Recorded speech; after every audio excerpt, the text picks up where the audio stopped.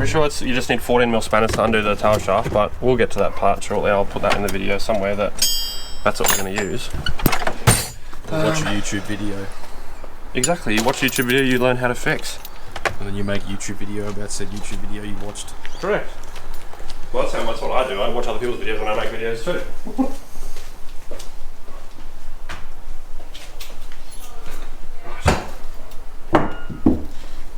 Spanner, 19mm. There's definitely more I haven't got there yet. Alright. Anyway. Good morning everybody, welcome back to a new video. Today I am starting this video off sitting in my car, as we can see. In today's video, as you can see, we've probably already been fucking around with tools and stuff. Whatnot. I have my best friend Daniel here, he is holding the camera at the moment, and my partner Holly, she is standing outside. But today we are going to be pulling the diff out of my Skyline and re-shimming it, or at least trying to re-shim it. So don't follow this video as an actual guide on how to do it, because I've got really no fucking idea myself. But I'm just going to do it and hope that my diff chirps when I turn after this, because that's all I want it for. So I've got some new oil, some new gasket goo for the rear hat. I have a pair of 0.8 diff shims, so I'm hoping that whatever diff shims I pull out, I'll measure them, and if anything is close to 0.8, that'll be the one that I'll replace. But we'll obviously do the proper calculations, set the backlash and everything like that, the proper way to do it. So yeah, without any further ado, let's get into it. Anyway, so now I'm out of the car, as you can tell. We're just gonna jack the back of the car up, get it up on stands. Obviously the best thing you can do obviously is get it up as high as possible, so you're actually comfortable under there. You're not folded up like a fucking deck chair trying to pull a diff out. Anyway, jack, stands. I've got 4 stands, but obviously we'll only use 2. So anyway, let's get this under the car, and we'll jack it up and get it on stands.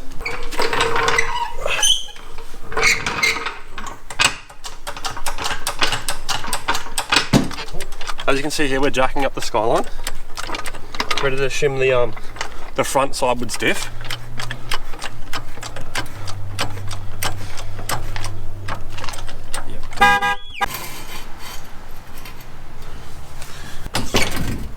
Okay, so here, as you can see, this is what I've laid out roughly for what we're going to need. We've got a fresh bottle of 75/90. This is what was recommended. Normally I would put 80/90 in it, but I thought, look, we'll go for something different, see how it goes. So what you're going to need is a 1719 impact socket. You can use chrome if you want, because chrome gets you home. Obviously, it's rubber, like a softer hammer for undoing and taking the CV shafts out. Well, not CV shaft, but the half shafts. You got 14mm spanners, because that's what your tail shaft bolts are, and your CV bolts. 1617 for me, because that's what my exhaust is bolted together with. I have an impact driver, like a smacking screwdriver. So when you pull the diff apart, there's actually 2 little Phillips head that holds the 2 parts of the diff together. I've got a pair of 0.8 shims. That's the shims that I'm hopefully going to be able to put back in today. I have a digital vernier here, just so we can measure the shims that come out of the diff, so we know that we're going to put the same kind of size back in. So these 2 shims they're measuring at 0.77 because I'm really squeezing it, but they're actually a pair of 0.8 shims. That's a genuine Nissan number. If you want to use it, that is fine. I have a 1/2 inch bar with a little diff bung adapter on it. That's a snap-on item, is really good. It's quite shallow, so it doesn't actually strip the actual bung out like a normal 1/2 inch drive would do.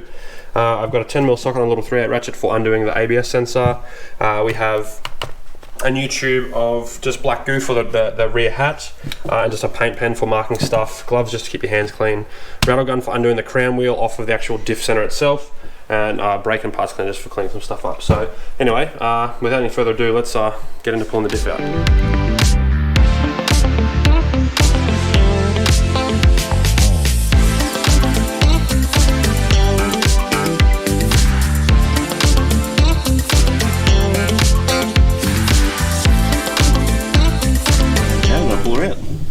Gotta get off the hangers. Yeah, I gotta get off the hanger. Do you have one of those hanger tools? No. Oh. Thick. They're just shit. Undo the bolt. No, I'm off the hanger here. Yeah, I'll pull that way. You just walk the... Yeah, these gloves are shit, aren't they? I told you. They're good to keep the phalanges clean, that's about it. Chuck a couple of drains in and Then hope for the fucking best day. Apparently these are full of water too. These will still be around to A fucking joke. noticed that after we'd taken the exhaust off the car, we've obviously banged some shit and made some vibrations. This has just come out of my boot. A fucking joke. So oil's actually pretty gross, quite dirty. It has been a while since I've changed the diff. The diff has been shimmed about 5 years ago, but I have driven it since then. So it's actually kind of, you know, a blessing in disguise so that we are actually pulling the diff apart to clean it, to put fresh oil and stuff in it. The CV bolts are 1414. I've already started to take 2 out. So what I'm going to do is I'm going to take all of these bolts out and then put them aside. And then we're going to take the 2 19s off the back, which is off the top hat, which mounts the actual subframe. Then you got the 2 17s at the front, which drop the front of the diff out. The 10mm on the front here. I'll take this off here. Yeah. You got the 10mm at the front, just here. That's for the ABS sensor. Then obviously you've got these these 4 tail shaft bolts at the front there, and then pretty much the whole diff will literally use the jack. Put the jack under here, lower it down, and then slide the diff out.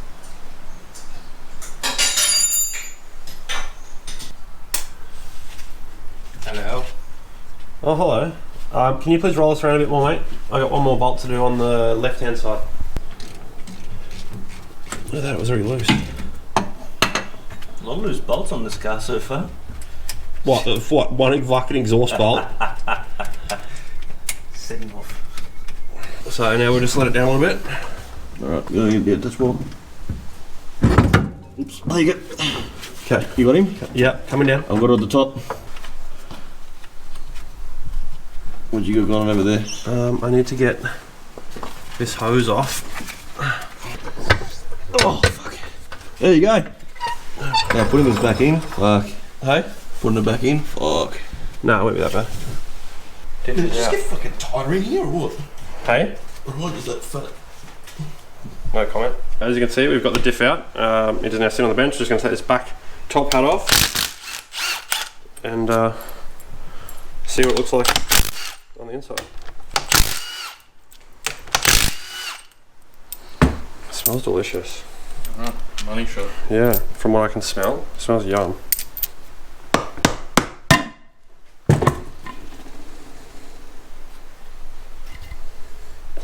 So, let me give a hello.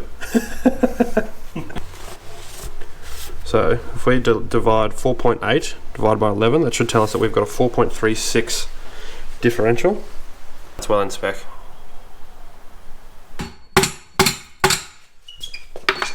Diff housing's out. Everything off the left side of the diff is here. Everything off the right side is there. Both CVs are different. So left is shorter, right is longer. Make sure they go back in the same way. There's a bit of a mission to get out. So what Daniel and I did without the camera on is just used a pair of pry bars and literally just like, obviously not without touching my car, we just kind of like scooted it out. Now the shims are still in here, so these are your preload shims. So that sets with your backlash to the pinion, which is down there. You got a small shim here and then double shim here. But now we'll start stripping the diff itself. 17mm. A fucking joke.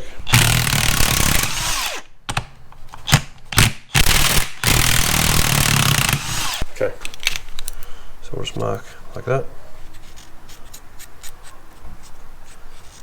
Just gonna put it back on the same place. And then you know that it's going to go in the same spot. Oh, ow. Watch your fingers because you will fucking squash them too. So there's our crown wheel. Crown wheel's in good condition. You can always just obviously inspect it as you go. Separate that, we'll put that there. And then we should be able to flip this over. Like so. And there is our 2 little bolts that's going to be needing to be smacked out with one of these. Oh, right, they're not even tight. What's going on here? Wow. Who pulled this apart last time? I don't want to say that name. It wasn't me. Oh, it wasn't you? No, fuck no. Alright, in that case. This is the first time I've actually pulled this apart, so Learning adventure. yeah. Actually, we'll go this way. Right, we should be able to take this top section off, and there's one shim. So that's your first shim. A quick wipe, and there, as you can see, there's a bit of wear on that. So that's will be the shim we're probably going to replace this morning. But we'll strip it out. We'll strip the whole diff and we'll clean it right out, so I know that it's nice and clean and ready to go.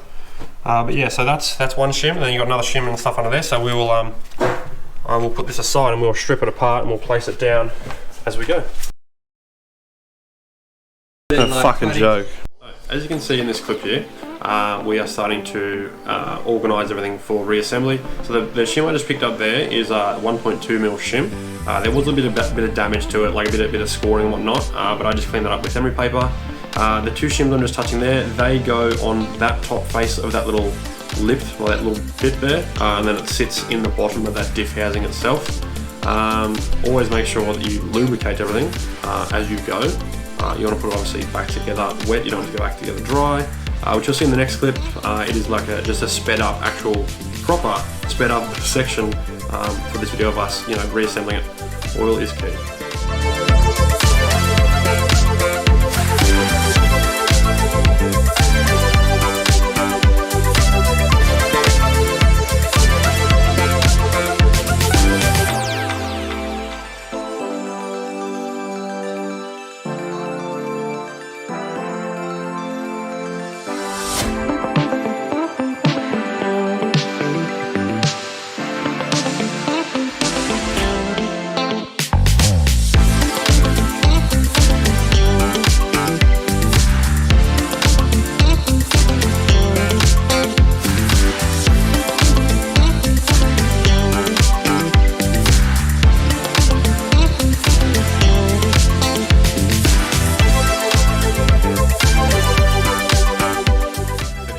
See, we're putting the top hat and the basket part of the housing of the diff back together.